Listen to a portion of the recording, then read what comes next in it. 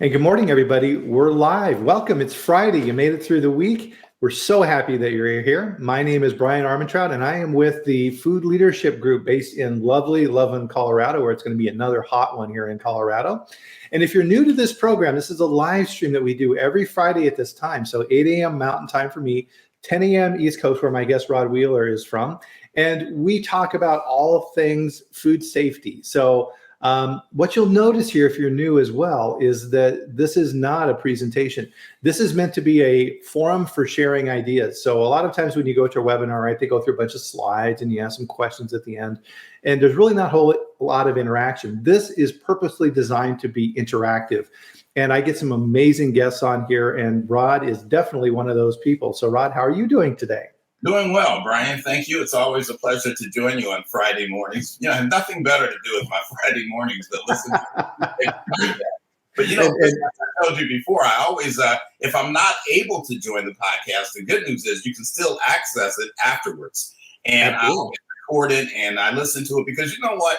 No matter how long you've been in the food industry, you always learn something new with these podcasts. I've listened to a lot of your guests and I'm always chuckling to myself, wow, I never knew that. So thank you. It's an honor and a pleasure to be on with you this morning. I'm coming to you live from Washington, D.C., your nation's wonderful capital, right? And the temperature today is expected to be about 95 to 98 degrees. So we're going to stay in the air condition, I think. Oh, absolutely. And so Rod is the CEO and founder of the Global Food Defense Institute. And if you work in the food industry and you're concerned about food defense, and you should be, Rod is the guy to talk to. And on here, we've got your email. And it's cutting off a little bit here, but your website is here. So myfooddefense.com. So that's the best way to reach you if people have questions? That's correct. Yep. Just shoot me an email through the website. You can actually go to the website and take a look at some of the courses that I offer and things of that nature. Yep. Amazing. Yeah. Rod is a great teacher. So if you want to learn more about food defense from forums like this, and one-on-one with Rod is part of what you do in your company, I cannot recommend him more strongly. Thank you. One of the things that you notice, guys, and I love this, right, is we have regulars who join us here on Friday, and I'm super appreciative for people like Tim and Stephanie who are able to join us. So thank you for being here. One of our rituals here on Friday is to let us know where you're at in the world. I'm always absolutely amazed. I mean, we have people from India, Pakistan, Nigeria, England. So Stephanie is in Germany. All over the world, people join us. And of course, it's it can be very late at night. So thank you for joining us. We really appreciate that.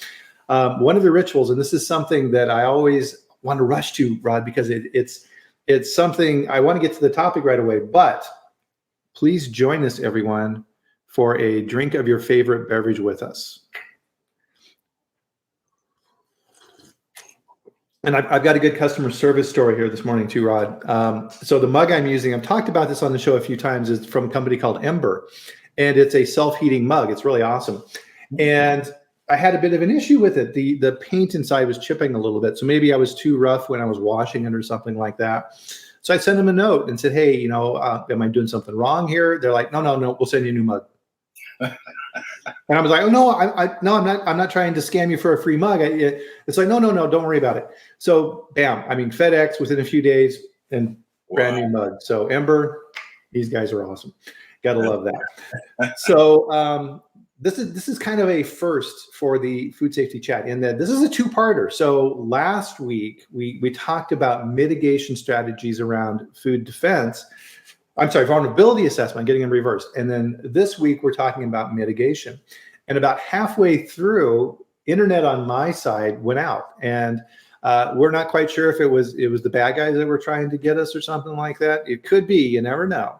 But we were able to get through that. So thank you to everybody who hung through that, right? Technical issues are always something we have to deal with. But if they try and do it again, hang tight and we will stay here. We'll get back on the air and we will finish what we're here to talk about. So don't worry about that. So as we talked about last week, right? I think kind of a quick baseline here, Rod, would be very helpful around vulnerability assessment. So can you kind of top line it for everybody?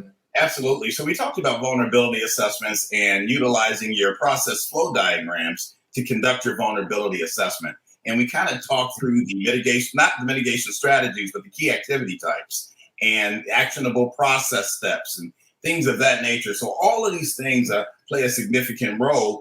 And today's discussion, which talks about another part of this, is the mitigation strategies. Now that you've identified your vulnerabilities at your facility, and even using your process flow diagram, what mitigation strategies, or another word for mitigation strategies is countermeasures.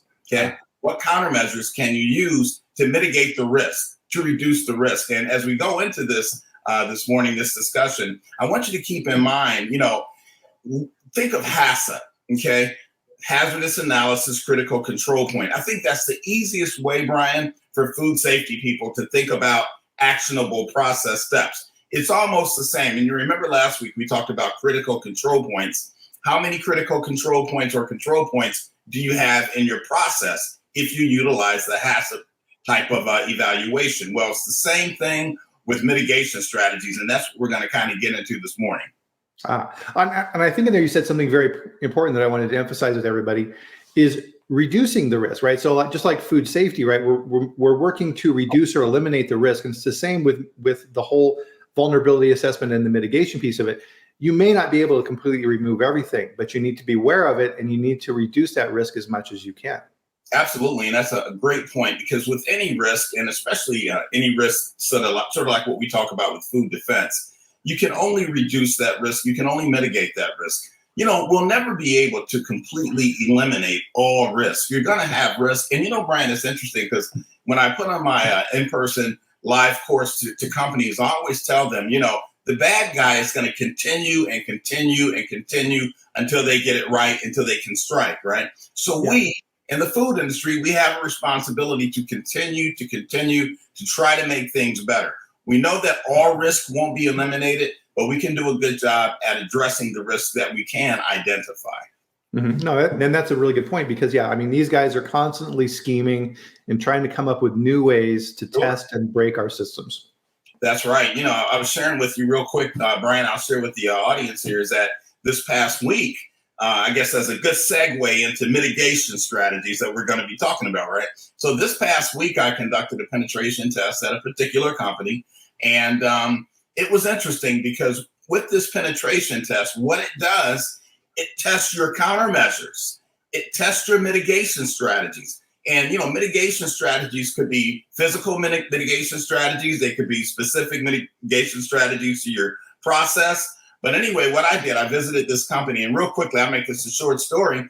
They have two ways that you enter into the facility or onto the facility grounds. You either go in through the main door, or there's a trucking entrance. And a lot of your audience can relate to this. There's a trucking entrance. Now, at this particular company, at the trucking entrance, they have a uniformed security guard. Now, they're supposed to have a uniformed security guard at the main entrance as well. So I decided, it was about 7 o'clock in the evening. I said, I think I'm going to try to get into this facility through the trucking entrance. Now, there's a security guard there, keep in mind. So I pull up to the security guard's booth, and I'm very friendly with the security guard. There's a reason why I emphasize that, right? And he was very friendly, and he said, can I help you? And I said, yes, I'm here to count your cameras in your facility because we're installing new cameras next week at the plant. He said, oh, really? I said, yeah. He said, oh, it's about time. This is what the guy said, right?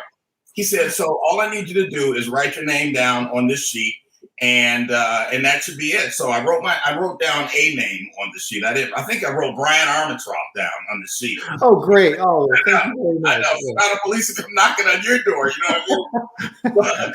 But anyway, I wrote down just a fictitious name, and he said, what company are you with?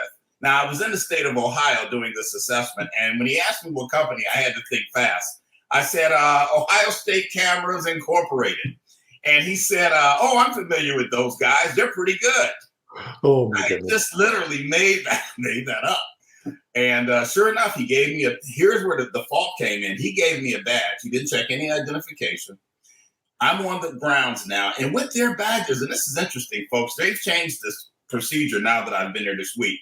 All of their visitor badges are active, meaning you can they have a card access system. So they know. Those visitor badges should not be activated until they're issued. In other words, this security officer had I call it a bowl. He had a bowl of badges. Grab one. Only one person. And they're all live. These are live badges. And when I visited them, obviously we had a debriefing and training and things. They told me, they said, Rod, we never thought of it like that. How important it is not to activate those badges until they're issued. So he had the cookie jar of badges sitting there in his booth or wherever he was. And if he wasn't paying attention, you could just reach in there and grab one of those and off you go. What I asked him, I said, so there was supposed to be another security guard on the other side. And I asked him, I said, so can I get in the building with this badge? He said, yeah. He said, it's a good thing because the security guard for the other side had to leave early today. And I said, really? He said, yeah, he had to leave early. So I'm the only one here. And I said, wow. I joked with him. I said, do they pay you double? And he said, no, they don't. He said, but just use that badge. You can get anywhere you want over at the plant. And sure enough, I did. I went over there and I walked all through the facility. And it was unfortunate, but I mean, that's the whole reason why I was there, to share that with management. So they've got a whole laundry list now of things after my visit that they need to be putting in place. And you know what? Here's the other thing too, Bryan, and I know we don't have a lot of time. They were thinking, and I suspect a lot of folks in our industry think it's going to cost a fortune to ramp up security. But you know what? You'll be surprised. It won't cost you as much as you think. Why? Because a lot of these things are operational issues. For example, I told the company, the management team there, I said, move that cookie jar of badges into a secure location. Well, that ramps up security right there. Secondly, ask for a photo ID from the visitor instead of having the visitor fill out the form his or herself. That's low-hanging fruit, but you can actually ramp up your security significantly like that. And what does that cost? Nothing.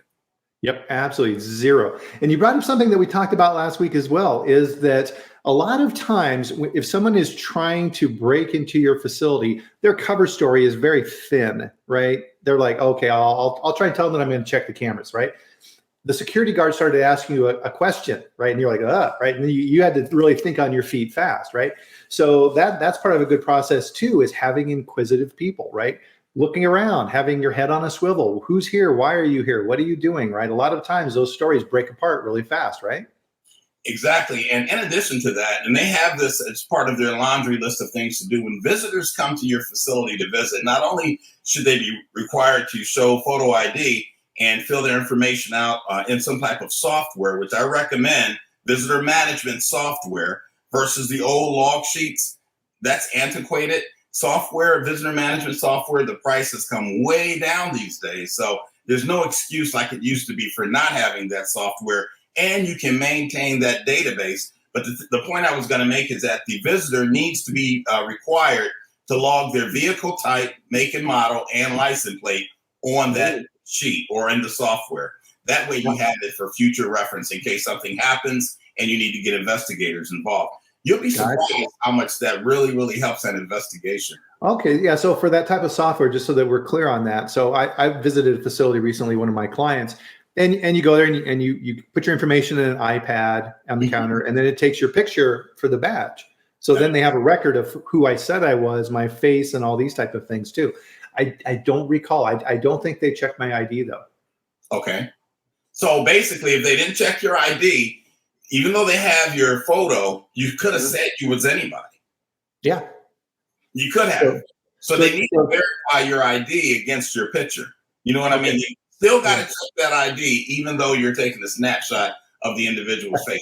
You know, that's an important point there, is that don't think that systems and programs, just like food safety, right? Just don't think that the program is the answer. People need to be involved too. Absolutely. People need to be involved. And people is actually, what generates that program, which keeps that program going.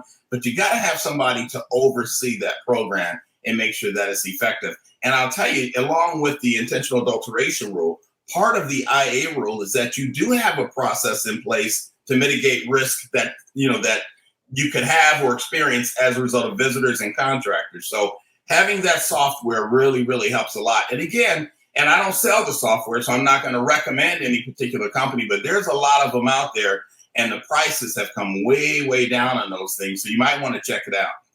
Yeah, that's a good point. I mean, we're to the point now, right, where we have cameras on our doors in our homes. Yeah, right? Absolutely. So, Kimberly had a good thing here, right, is that gig/temp kitchen workers are a concern. They need to show ID, and they need just-in-time basic food safety training and adequate oversight. Absolutely. What was that again, the first part? So gig and temp kitchen workers, right? So temp workers coming in, who are they? Yeah. Right. Yeah, I mean, you know what? That's another podcast. Hopefully we'll have this fall. And the reason I say that, because I talk a lot about visitors and contractors and temporary workers. I believe that our greatest risk to something happening to our products is going to come from someone on the inside. I really believe that. I mean, obviously, we have to be concerned about terrorism and international terrorists. But on a day-to-day basis, I think your greatest risk is going to come from somebody on the inside that either legitimately is there or giving the false pretense that they're legitimately there. One of the other things that I identified for this company this past week, and they hadn't thought about this, and I'm not sure why they hadn't thought about this, but they use a lot of contractors and they use a lot of temporary workers. But here's the problem. Temporary workers and contractors are not issued any type of credential that they have to show while they're in the facility. So what I asked members of management, we were in a conference room, right? And I said, so if a person walks through the facility, they got on a bump cap, they have a utility belt, maybe their gang box, how would you know that that person has been vetted and is supposed to be there? And you know what the manager said? They said, we wouldn't know. They said, we would just assume they're okay because they're in the building. That's the problem right there. That's the vulnerability right there. Yeah, that reminds me of a YouTube video I saw recently where there was two guys who said, we're going to see what we can get into. So they got a couple of orange jackets and they had a ladder. So they were pretending to be security workers and they were walking into concerts free. Yeah. I was like, pretty smart guys. Bryan, let me just share this real quickly as well. And this is an expert discussion. I'm telling you, you're going to have to make these podcasts 2 to 3 hours. 1 hour is just not enough. We're enjoying this, right? But I did a penetration test for a company up in Rhode Island, maybe about a year ago. And what I did, and this is a huge vulnerability, and your viewers might want to really make a note of this. A lot of times we outsource cleaning, especially in our offices, to a third-party company. So they come in at around 6 or 7 in the evening and they stay till about midnight cleaning the offices. That's great. But have you ever talked to them about not opening up the door for anyone that comes knocking on it? So what I did at this company up in Rhode Island, it was about 7 o'clock in the evening on a Monday evening, and I purchased a Domino's pizza hat off of eBay, right? So I had on a cap that said Domino's Pizza, and I stopped at the local, you know where I'm going with this, Bryan, and I stopped at the local Domino's and I got 2 large pizzas. So I go and I knock on the door at this plant, this food plant. Some workers were inside, the workers cleaning, and I said, I'm here to set up for a surprise party. They said, only if we can have some pizza. And I said, sure you can. And they let me in. It was that easy. So basically, the moral of that story is you can get into a food plant as long as you got pizza. Oh man. Remind me, never get on your bad side, Rod. I love these stories. So, I mean, a lot of what we're talking about here, right, is with these vulnerabilities assessment, right? So essentially these are, when you learn this information, then you need to take an actionable process step, right? Right. When you identify your actionable process step, the actionable process step is the step where you think is the most critical in your process. So again, think of CCPs, think of critical control points in a process, right? The only difference is with actionable process steps, it's in your process, but it's also the physical building. So for example, if you were doing a vulnerability assessment at your facility today, I would ask you, where do you think one of the most critical areas are as far as physical security?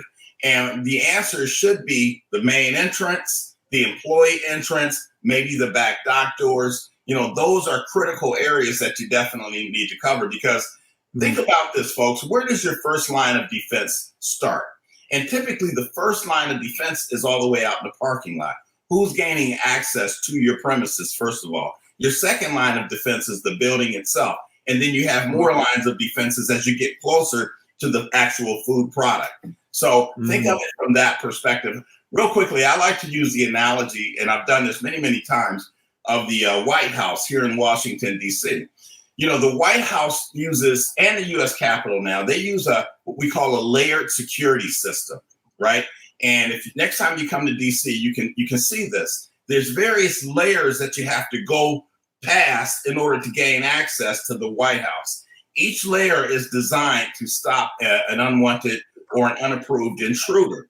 But can people penetrate those layers? Yes, they can. But the layers get tougher as you get closer to the actual target, which in this case would be the actual White House. So think of your building the same way, your physical building the same way. Security should start out on the outside. What kind of signage do you have? For example, you need to have no trespassing signs all around your facility. There's a good reason for that. I don't know if I mentioned that last week, but that is a mitigation strategy. You got to have no trespassing signs, and especially at the points of entry. Now, you may say, well, why is that important? Well, I'm glad you asked. The no trespassing signs actually benefits law enforcement. If somebody is on your premises, let's say you find somebody on your premises and they're not authorized, or let's say someone's taking pictures of your facility and they're not supposed to, and they're on your grounds, you call the police. The first thing the dispatcher is going to ask you is, do you have no trespassing signs up? And if you say no, then the dispatcher is going to say, well, what do you want us to do? Because in most municipalities in this country, you have to give the person a warning before the police can take action that they're trespassing. The signage serves as a warning. So you definitely want to have signage at every entryway up to your property, because now if you call the police and you say, yes, I do have signage, they can come out. And not only can they come out, now guess what they can do? It gives the police the right to ask the person for identification because they violated a law. Speaking of which, when you do put up your no trespassing signs, find out what the local ordinance number is for no trespassing in your community. Put that number on the sign. You may say, well, why is that important? The reason that's important is because most no trespassing laws also mean no photo taking, no picture taking. And with that ordinance number, it's clear that anything within this ordinance is considered no trespassing. Beautiful, beautiful. That's why I love having you on. I'm learning new stuff. I always focus on the no photography piece for, FDA and visiting the facility, and hopefully, mitigating that risk of them running around taking pictures of all kinds of stuff, because that just, opens a whole huge can of worms there. But the no trespassing sign I had heard about before, but not the ordinance. That's beautiful. I love that. So let's jump into the mitigation strategy piece of it. So what are the areas of mitigation strategies that FSMA kind of discusses? What are the four main areas there around that? Sure. So you have four key activity types, right? We talked about that last week.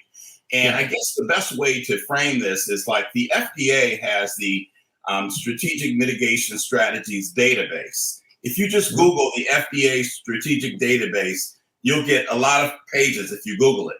Well, it's free, so you don't have to pay for that. Click on one of those, and then what it will do is take you to this Mitigation Strategies database. When you look at the database, you'll see about 8 or 9 tabs, and you select the area that you're looking for mitigation strategies for. Some of those areas may be receiving, it could be transportation, it could be logistics. There's a huge area on product storage, okay? And then there's a huge area on not only storage, but how to watch products that come in, like shipping and receiving. So if you do get a chance, take a look at that strategic database, because what you can do with the FDA Strategic Mitigation Database is use that when you identify these actionable process steps on your process flow diagram. Real quickly, here's a good example. So you have your process flow diagram, right? And what you want to do is, just like you do in HACCP, you want to identify where your critical points are in your process. Now, once you've identified those, you immediately go to the strategic database and you look at that particular area. And what you're going to find is a drop-down list of recommended mitigation strategies. Now, you don't have to use all these things that the FDA recommends. There's a whole long list of them for each category, but you do want to use some of those. Now, I'll give you a little side tip here. If you utilize the FDA's Food Defense Plan Builder, which is free, and it's on the FDA's website, it actually links to the strategic database. So you can literally just click on some of these items and it'll automatically populate in the food defense plan builder. That may be very beneficial for you if you're building your own food defense plan. That way you don't have to go from website to website, because it actually literally links to the database. So that's some good information for you in case you didn't know that. Okay, yeah. So to kind of reflect that back then, so really what FDA has done with this database then is say, here's some best practices you may want to consider for your facility. Absolutely. Best practices, industry best practices, recommendations. Again, I mean, this database has been out now, I guess, about 4 years. And it's really, I got to give the FDA credit, right, for this database. I think they've done a pretty good job. You know, I utilize, when I do vulnerability assessments, I don't use the Food Defense Plan Builder, but I use something similar to that. I kind of built my own Food Defense Plan Builder because I wanted mine to include a lot of the physical areas of the building, whereby the Food Defense Plan Builder doesn't necessarily include a lot of the physical stuff. It's just more focused on the production line. So I wanted to add a little bit more, but what I do utilize is that Food Defense Plan Mitigation Strategies database, because those are all real good recommendations for mitigating your risk. Awesome. And so I think this is a good point here to kind of segue here relative. We have a question. And again, guys, this is a golden opportunity. Rod is one of the leading experts out there on this subject. So this is a great opportunity to hit him with some questions. So please continue to do that. And I also wanted to point out Renee, and here's my assistant, and is putting in some helpful links here of what Rod is talking about. So thank you very much, Renee. I appreciate that. And also, we're going to be putting this information in our locals group as well. So Renee will put up the link to that. This is a free group where we share information like this because we're all better when we have these common strategies and we understand these activities. Food industry and food safety, food defensive type topics are something that we all need to assist each other with. So Rod is super helpful in that area. So let's see. So Lance had a question for you, Rod. Do you know of any companies that have had a recent FDA food defense inspection? And if so, what type of feedback did they give? Yeah, I do. What the FDA has been doing since COVID, they've kind of attached food defense to the tail end of their food safety inspections. Oh. So they're not yet, and I underline the word yet, they're not coming out doing just specifically food defense inspections. They've kind of added it onto their food safety inspections. Now, a few of my clients have had the FDA inquire about their food defense strategies and their food defense plans and things of that nature. It's been pretty good, I must say, so far. I haven't heard of a whole lot of pushback from the FDA representatives in terms of what they're finding with food defense. There has been some concern about some companies not going or not doing enough when it comes to food defense. But so far, I haven't heard anything really that drastic in terms of measures that the FDA has taken. But they are starting to ask questions. But you know who's going to give you more questions, folks, are your third-party auditors for some of your customers. You know, if you got customers like McDonald's and, you know, Chick-fil-A and Walmart, I mean, they have huge sections regarding food defense that they want their auditors to inspect for. And for good reason they do that. So that may even be more of a driver, if you will, in terms of making us do the things that we need to do. And the other thing, too, while I'm thinking about it, Bryan, don't forget about your packaging suppliers, okay? Don't forget about your packaging suppliers. People oftentimes forget about them when it comes to expectations for security. But do you know, folks, that there's some contaminants that can adhere to a package or package materials, and then once the food item comes in contact with that material, it absorbs into the food item. So the question becomes this: how safe is your packaging supplier? And I would start questioning some of my packaging suppliers to, you know, about food defense and what kind of training have they had and whether or not, you know, they have security measures in place. Again, if they don't understand food defense, and they won't get it until someone like yourselves go out and explain to them why this is important. And remember, the last point here is with FSMA, you're required to have mitigation strategies in place for the entire chain or life of your product. You know, back with the old Bioterrorism Act, it used to be one step forward, one step back. Remember that? Now it's the entire chain. So you have to identify all of your suppliers, your ingredient suppliers, not just identify them, but what kind of measures do they have in place, and the folks that your product goes to. What kind of measures do they have in place? So all that's required now with FSMA. Yeah, absolutely. And even on that topic, last week I did a webinar with TraceGains on enhanced traceability, right? Where FDA is saying for high-risk products, you need to be able to go back through the system, right? To your point, we've focused on one forward and one back. That's good enough. FDA is saying, nope. We want to have consistency from the retailer all the way back to the first receiver, in most cases the manufacturer, so that we can quickly track this stuff. So definitely look into that, guys, if you haven't thought about enhanced traceability, because that is coming. So one of the things I've heard in the industry, kind of talking about is hybrid approaches in vulnerability assessments. What is that? Sure. So there's many ways that you can conduct a vulnerability assessment and write your food defense plan. The good news is the FDA doesn't, they don't say that you have to do it one way or the other.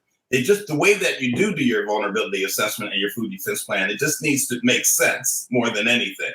But they don't mandate what you have to use. So, excuse me, you don't have to use the food defense plan builder that they have. You don't even have to use their mitigation strategies database. But you asked about the hybrid assessment. Now, with the hybrid assessment, what you're doing is you're looking at the key activity types, right? And you're looking at other measures in your plant, and you're kind of combining them together. So that's kind of what the hybrid approach is. So you're kind of doing everything at the same time. It's kind of like just the word hybrid is bringing something together. So you're looking at your existing food defense measures at your facility. You're looking at your key activity types. You're looking at your actionable process steps. And now you're bringing all these things together. And so just so that we're all on the same page here, those key activity types, what are those again? So you have 4 key activity types. You got shipping and receiving, obviously. You got storage. You have secondary ingredient handling, and then you have bulk ingredient handling and storage. And liquid ingredient storage and handling. Yeah, the bulk one, that's something that I bring up, from a food safety perspective when I talk with companies, is, you continually fill these bulk silos, so sugar or things like this, right? You have, who goes in there and checks those things? It doesn't happen very often, right? So if something gets in there. Yeah, not even just checking them, Brian, but, are they secure? Yeah. Are those bulk ingredient tanks, whether it's solid or whether it's a liquid, is it secure? Here's why that's a good question, folks. And I do this a lot with my clients when I teach the 2-day food defense course. Let's say someone were to call your facility today. And this actually happened at a company in Pennsylvania, Brian. Someone were to call your facility today and say, I finally had it with your products. So I put a deadly contaminant in one of your ingredient silos at one of your plants. People will die. Goodbye and good luck. Click. Now, this happened at a company in Pennsylvania a couple of years ago. This company has 18 facilities around the state of Pennsylvania and a couple over in Ohio. Now, if you notice, the caller did not say which facility he did this at. So if you were to receive that call today let's say your receptionist receives that call, what's the plan? How do you, determine whether or not this is a credible threat? Or do you just hope for the best? Mm-hmm. I mean, this company, when they received that call, the good news is I had worked with them previously, and they had a plan in place to respond to this. The first part of that plan, folks, was this. Every one of their tanks are locked, sealed, and under video surveillance. And they had that in place for about a year prior when I worked with them. That was some of the recommendations that I had, which I would make that same recommendations to all of you all as well. Make sure your storage tanks are locked with a good padlock, sealed, and under video surveillance. Here's another little nugget I'll give you. As far as the video surveillance, make sure the tops of your silos and storage tanks are also under video surveillance. Just put one camera up there to cover all of them if you need to. Why is that important? Because most storage tanks and ingredient silos, they have a hatch on the top, or they have a breathing element on the top. Yeah. And that's the place that you can get in and put something into, because you got that ladder. Now, some of you all are thinking, well, we have, a cover over our ladder. Well, there's ways that you can bypass that cover and get up the ladder. Pretty easily, yep. Because part of this too, right, is these people who are actively trying to circumvent our systems, right? They're trying to do bad things. and they're not stupid, right? They're actively trying to find ways around this. So unlike, like food fraud, not food fraud, but, like different types of risks, you have an active opponent who is working 24 hours a day to find ways to circumvent your systems. So you have to test them. In that example, then, when that phone call came in, who then in companies, Rod, generally takes the lead on that and leads that team? Yeah, that's an excellent question. And all of these questions should be answered prior to the event happening. What do I mean by that? It should be part of your plan. Don't wait until something happens to think, what are we going to do about it? No, it'll be chaos. Trust me when I say it too many times. If you have a good plan in place right now to handle most of these types of situations, what you'll find is that it'll be much easier to deal with as far as decision making is concerned. Why? Because you've thought about it. Even with this podcast, Bryan, from today and last week, the wealth of information that we've provided, I know what's going to happen with some of you all. If you encounter a situation that, could be pretty bad, the first thing you're going to think about are the things that we talked about on this podcast. That's a good thing because now you've thought about it before. So it'll be a little bit easier to make a decision. I had one of your attendees last week. She called me this past week. She was so excited because she said, you know what? I've been in food safety for a long time, Rod. This is what she said.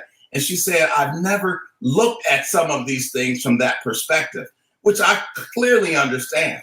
And that's the whole purpose here. Let me tell you, awareness is key. And if we do nothing but just raise the awareness level in our food plants, get all of your employees involved, you'd be surprised how significant that is for making life better for everybody. And I underline getting everyone involved, including your frontline workers. This past week when I went to that one company I've been talking about, the final day I conducted a frontline employee training for about 200 employees. And we had two different sections of it, training sessions, one in the morning and then one in the evening. The morning one that we did consisted of most of the employees that worked the second and third shift, right? Uh-huh. And when you do training in the morning for the second and third shift, a lot of times they're nodding out because they've been working all night. Yeah. Everyone was on the edge of their seats. Wow. And I watched for this. Not one person fell asleep and everybody was engaged. And you know what? They all feel empowered now to do something in case they see something. These were things they had never thought of before. And that's one of the things I look for when I visit facilities, if I'm auditing or helping them with programs and things like that. When I walk out on the floor, how do the people react to me? Right? Are they all just heads down doing their jobs, or are they looking around? And even better, are they asking me, hi, who are you? What are you doing here in our plant? What can I show you? I'm really happy to meet you. Those type of things, right? That level of engagement is so important. It is. And that has to be from start to finish, but it starts at the top of the organization too. What's the culture of the organization when it comes to security? Is security something that's real there, or is it just checking the boxes? I would submit to you, Bryan, and you know me very well, that it's more than just checking the boxes.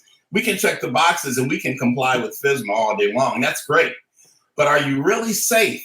And you know what? That's what you really want to know at 4:00 p.m. When you go home, you want to leave knowing that I've done everything I can to keep the products and my people, meaning your employees, safe and secure. That's what we strive for. Absolutely. And and I want to circle back on this because I think it's really important for everybody to understand this, right? Is you have to prepare, because I know from personal experience, when do food recalls happen?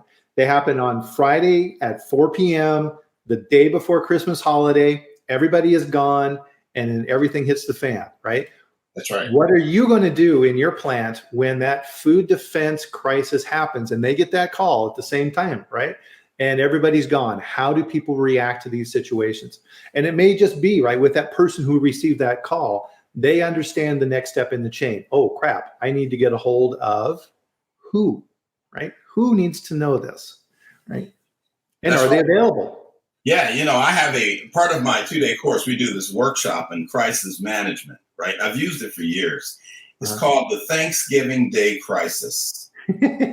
And people, every time you go through this workshop, you never forget it because it's so engaging. This incident is very similar to what you just described. but it happens the day before Thanksgiving, right? And here in the United States, the day we celebrate Thanksgiving, we're all eating mounds of food, right? That's the busiest time of the year for food sales, Thanksgiving and Christmas, right? Yeah. So now you got this threat against the food supply the day before Thanksgiving. And we go through 4 modules. I'm not going to give you the whole story here because I want you to take the course, but we go through 4 modules, and each module, it seems like it's getting worse and worse. And one of the modules, you got MSNBC, CNN, Fox News in the lobby, of your company. Oh my God. So now it's getting out. Now you got the news saying people are getting sick. Hospitals are filling up. What do you do as a company? What do you say? How involved are you with local law enforcement? How involved are you with the FDA? Do you even notify your customers to make sure that they've heard about it? So we go through all of these things, and by the end of the workshop, you're pulling out your hair. I think, right, this people learn by doing, right? It's nice to see information in a PowerPoint, but until you actually experience it and you go through scenarios and you train, it doesn't really sink in, right? So, and I think that's where it's super valuable, Rod, where you actually go out, right? It's 1,000% different to say, hey, Rod, can you look at our food defense plan and see what you think, versus, hey, Rod, can you come out and test our food defense system, right?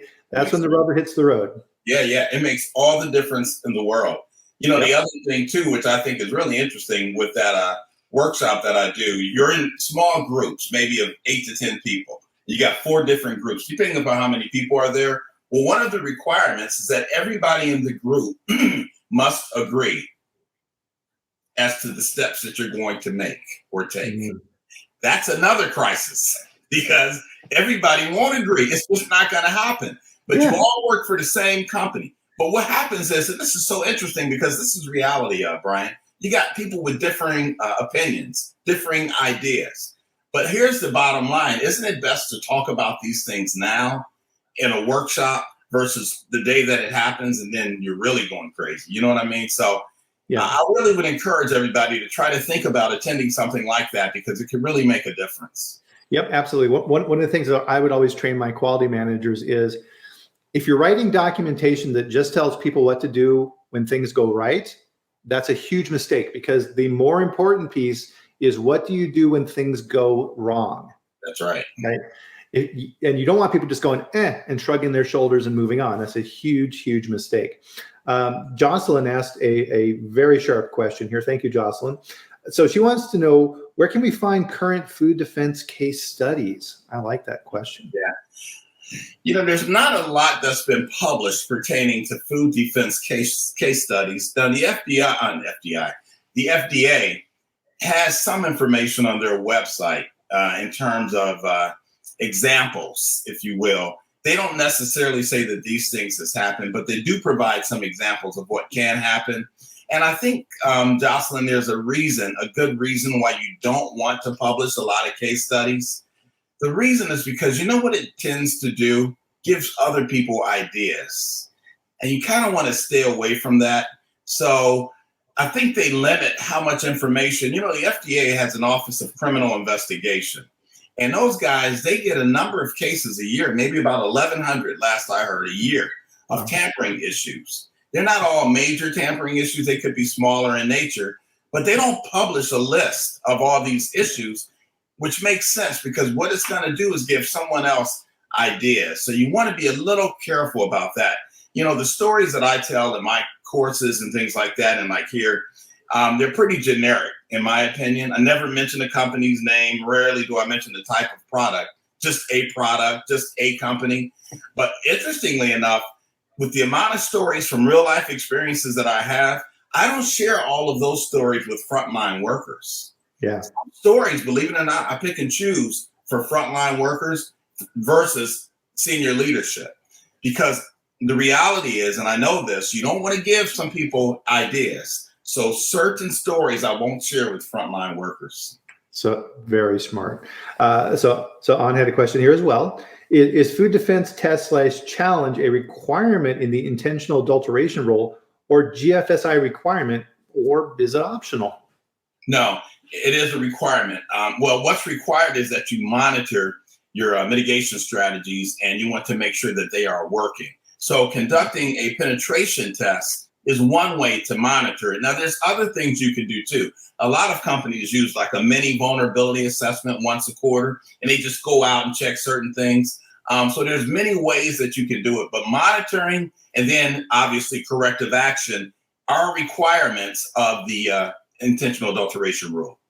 Yep, absolutely. And keep these questions coming, guys. This is a golden opportunity to ask Rod these questions. So Austin made an observation here. So this is something that we've talked about in the past, Rod. So I'd be kind of curious on this, on your take on this too. So what he's saying here is this is back to the idea of having the equivalent of a national transportation safety board for the food industry, so we can learn from past mistakes. And so this is something that kind of confuses me, right? Is so if we have an airline crash, right? NTSB goes out, does this huge investigation, and then we get a report back on what happened. So the example I used, right, is when Kobe Bryant's helicopter went down, right? We all got a report after the fact saying it was a combination of weather and pilot error and these type of things. And here's what we've done to fix that in the future. There's really no equivalent of that in the food industry, right? So, and I think that definitely applies to what we're talking about here as well, right? Is learning from the mistakes of others. Yeah, you're right. There's no equivalency to the National Transportation Safety Board. However, the FDA, I mean, they do have their Office of Criminal Investigation. They do keep a pretty good listing of things that happen. Obviously, they have to do that, a database, I should say. They don't publish it too often. And right now, I can't think of a group such as the NTSA that specifically focuses on the food industry. So I think you're right, other than the FDA or the USDA, obviously, on that side. But other than that, that's about it. We don't have a safety board that goes out and conduct investigations. And there's probably good reason for that. But I just don't know what it is. Yeah, I mean, yeah. So right now there's recalls going on with an ice cream company in Florida, Big Olaf, right? Yeah. So, and you look at that and the information's starting to come out on the extent of the contamination and the resistance of the company CEO to recall. And it's just like, oh, geez, this is Bluebell all over again. It's like, why can't we learn these lessons, right? So it's like, rah, rah, rah. There's got to be a better way. Mario has a question here. Who is going to, I think there might have been an autocorrector, so I'm not quite sure, Mario, what you're getting to here, but let me see if I can interpret. Who is going to excel your food defense plan in plants? Hearing from Rod, the fewer the better. So kind of the way I look at it, right, is, and we talked about this last week as well, Mario, is keeping those cards close to your chest, right? Very few people should see your food defense plan, right? You don't want to advertise this information. Is that right, Rod? You're absolutely correct, Bryan and Mario. The fewer, the better. Just like you said, Mario. And the reason is because, remember, your food defense plan contains a lot of specific critical information about your processes and about how you operate your facility. You don't want that information to get out. You also, Mario, don't want your vulnerability assessment information to get out. You know, years ago, and I'm dating myself here, back in maybe about 15 years ago, when we used to do vulnerability assessments, we used to tell companies to make that a part of your food defense plan.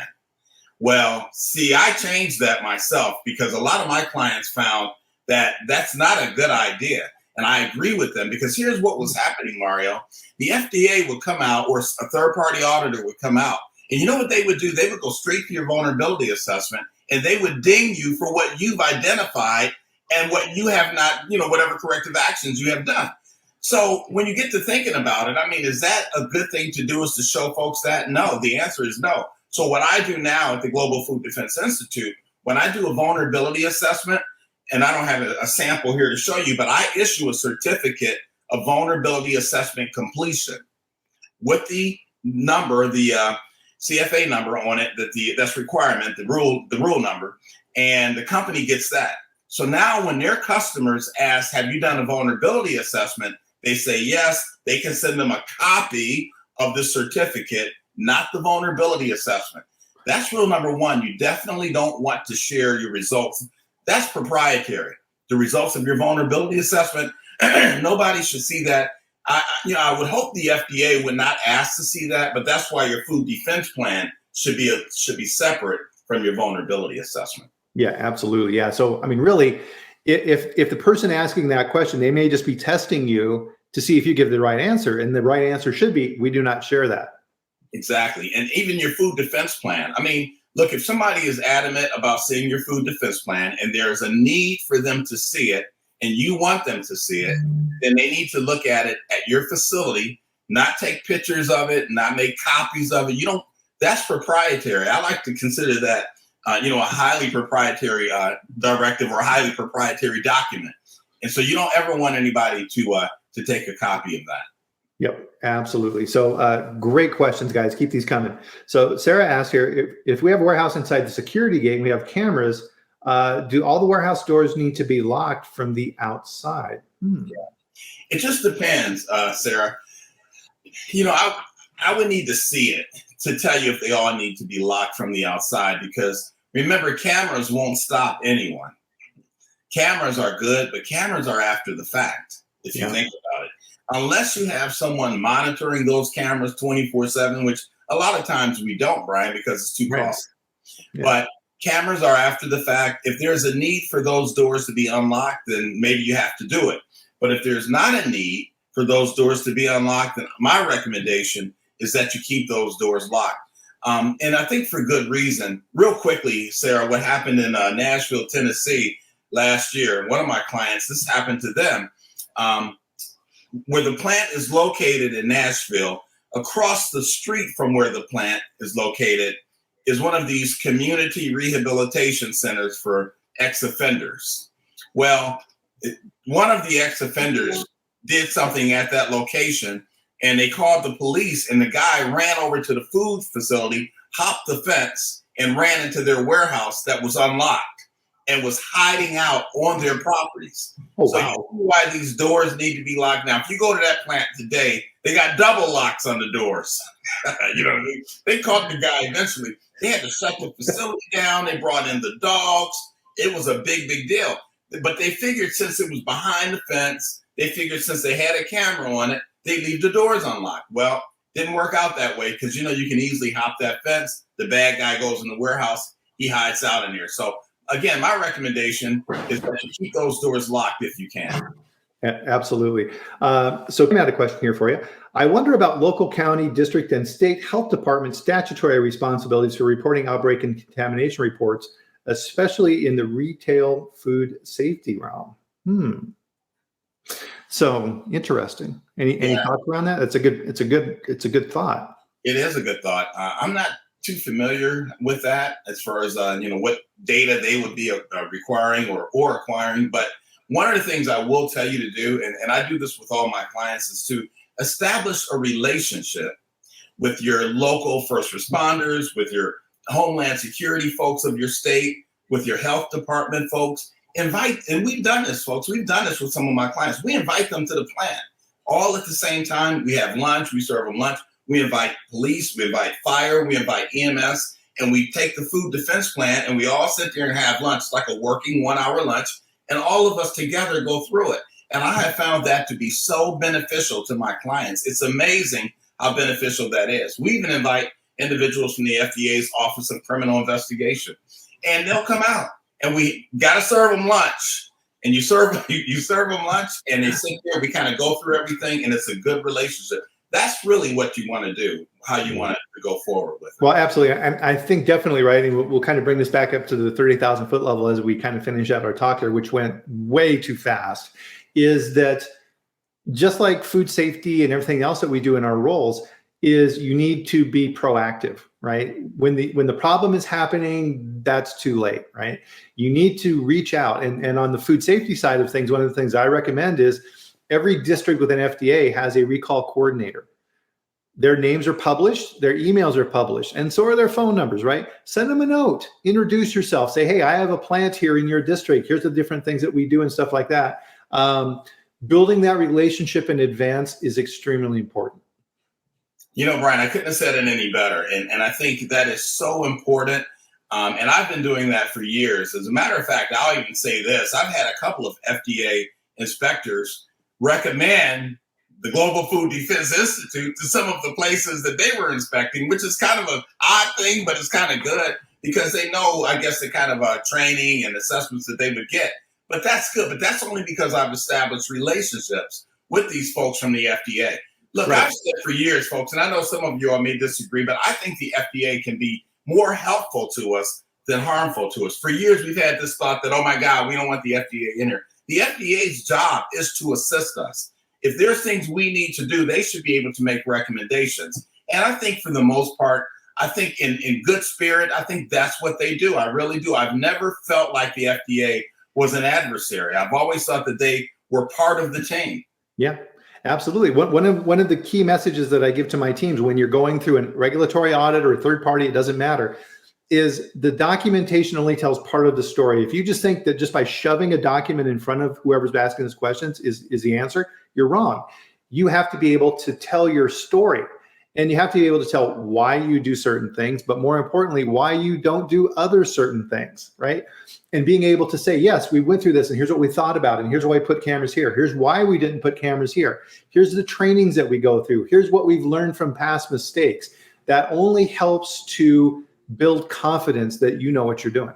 You're right, Bryan. And just to conclude here, you mentioned it earlier, we're all in this boat together, if you will. We're all in this game together. There's no competition when it comes to food defense. So whether it's the Global Food Defense Institute, whether it's AIB, they got some good folks over on that side, or NSF, any of these organizations, as long as you got folks that know exactly what they're doing when it comes to food defense, just like food safety, I would encourage you to reach out. Obviously, it'd be nice if you reached out to me. But again, it doesn't have to be me. It could be some of these other folks. Like I said, a lot of these organizations got some good people working for them now. That's just that's really good when it comes to food defense. Absolutely, and that's one of the things that I'm really proud about with this live stream is the people that I'm able to get on here to share this information. So again, Rod, thank you for being here.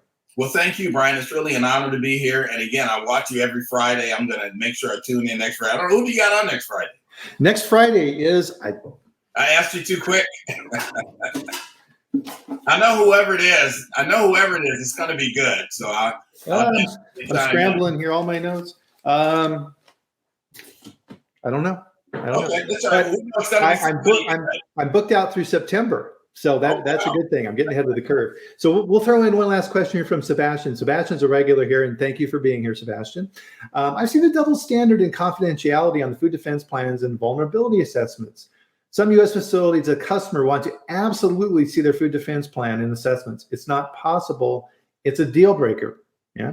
However, when they are on the supply side, they won't share it as proprietary. Why the double standard? Right. Yeah, I think that's another good question. I've seen the exact same thing, Sebastian. So we just got to try to find a way through that. Again, my recommendation is not to share that information, but if a customer needs to see your food defense plan, they need to come into the plant and see it. You don't want to email that. I mean, that could be horrible if that email were to get out into the wrong hands. Have them come into the plant to see it, or just have them require some type of certificate, a food defense assessment or something like that you can present to them, and that would suffice. So I think that's a good question, Sebastian. Absolutely, and that's a great note to end on.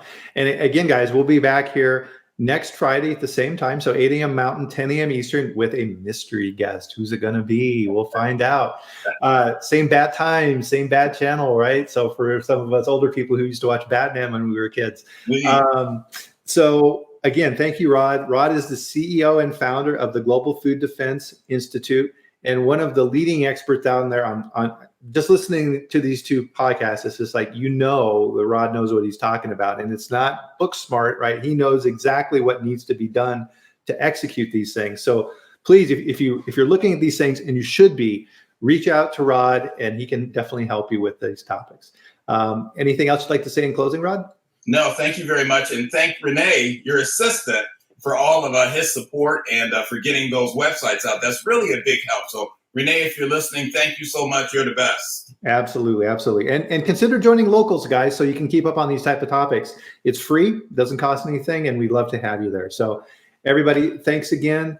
Enjoy your weekend. Rod, have a great time, and we'll see you back here next week, everybody. All right. Thank you.